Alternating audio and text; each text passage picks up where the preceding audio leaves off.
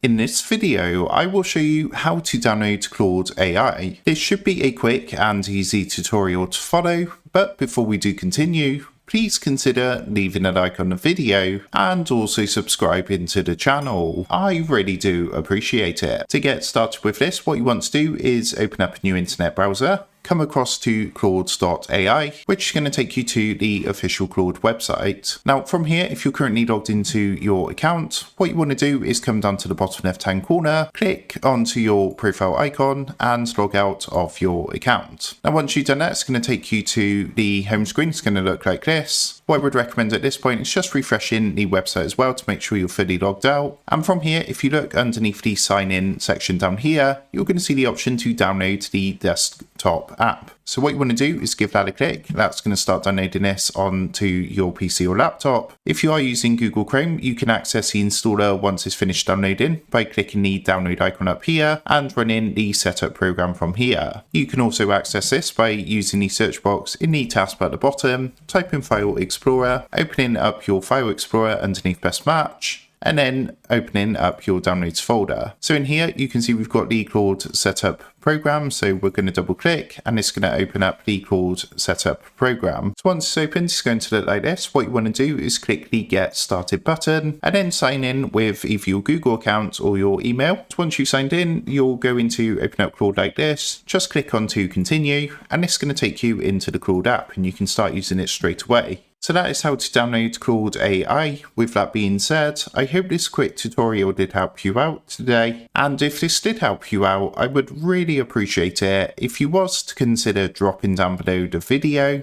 leaving a like, and also subscribing to the channel. With that being said, I just want to take a minute. Thank you guys for watching this quick tutorial, and I will see you in the next video.